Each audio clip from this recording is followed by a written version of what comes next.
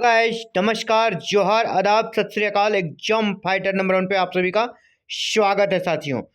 बड़ी ही breaking update आ रही है आप सभी के लिए पटना हाई कोर्ट से। जी हाँ, पटना हाई कोर्ट से बड़ी अपडेट आई है बिहार असिस्टेंट प्रोफेसर वैकेंसी से जुड़ी हुई, और ये अपडेट बताती है अब बहुत जल्द असिस्टेंट प्रोफेसर की नियुक्ति होगी। बात कर रहे हैं BSUSC Bihar state university service commission के बारे में। इंतजार आपका खत्म हो गया है। बिहार असिस्टेंट प्रोफेसर वैकेंसी से जुड़ी बड़ी अपडेट आ गई है पटना हाई कोर्ट से। तो चलिए देखते हैं। और ये भास्कर से न्यूज है 14 जनवरी, दैनिक भास्कर से। असिस्टेंट प्रोफेसर की आपत्तियों पर एक साथ सुनवाई की जाएगी। हाईकोर्ट ने 2 हफ्तों में एफिडेविट करने को कहा। जी हाँ, बात कर रहा हूँ इतिहास विषय का।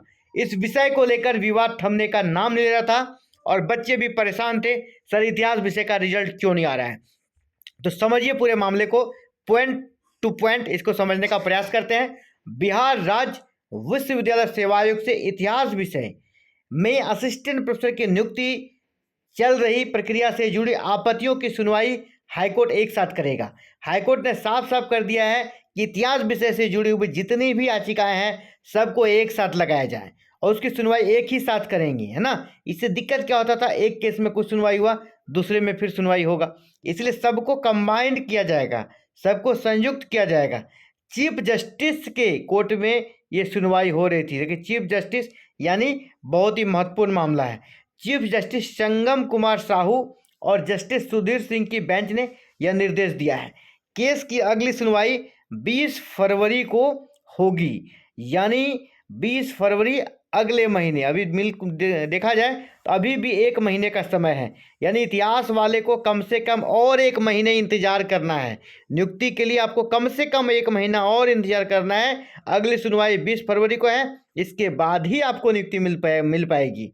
कोर्ट ने इस बीच संबंधित पार्टियों को 2 हफ्ते में एफिडेविट देने को कहा। जो भी कैंडिडेट याचिका करता है उनको एफिडेविट देने को कहा है।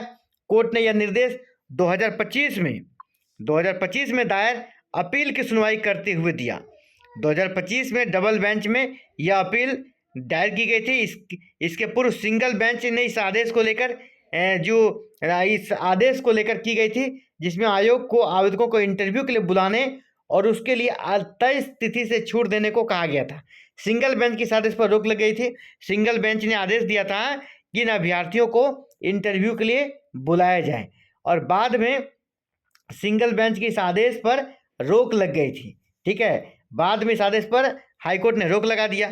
तो सिंगल बेंच में आवेदकों की उम्र सीमा, अनुभव प्रमाण पत्र, गलत दावों के आधार पर चयन को लेकर आपत्ति हुई थी। सिंगल बेंच में जिन बिंदुओं को लेकर आपत्ति की गई थी उसमें आवेदकों के क्रीमी लेयर, सर्टिफिकेट, डोमिसाइल, आवेदक की कैटेगरी के अनुसार शुल्क तय करने, अनुभव प्रमाण पत्र के साथ ही निर्धारित उम्र सीमा के बाद भी चयन का दावा करने के मामले शामिल थे। इसीलिए ये कह सकते हैं कि बाद में फिर खारिज हो गया था। अभी अदालत में इतिहास विषय में देर क्यों हो रहा है, इसको पूरा इस सिनेरियो को समझते हैं यहाँ पे। ठीक है, जानिए इतिहास अन्य विषयों में देर क्यों, यानी इतिहास के साथ अन्य जो सब्जेक्ट अभी बाकी है जिसका रिजल्ट नहीं आया है उसमें देर आखिर हो क्यों रहा है। मेन वजह समझिए। विश्वविद्यालय सेवा आयोग ने सितंबर 2020 में विज्ञापन निकाला। 52 विषयों के लिए 48 विषयों में चयन हो चुका है। 48 विषयों में से कुछ में अलग अलग विश्वविद्यालय में पोस्टिंग हालांकि बाकी है। जो शेष 4 विषय बचे हैं उसमें मैंने आपका इतिहास, कॉमर्स, बॉटनी और जूलॉजी। इतिहास का मैटर तो आप समझ गए क्या मैटर है ना। इतिहास और कॉमर्स में नियमों के पालन के मामले में कोर्ट में चल रहे हैं, नियम का पालन करने के लिए कहा जा रहा है।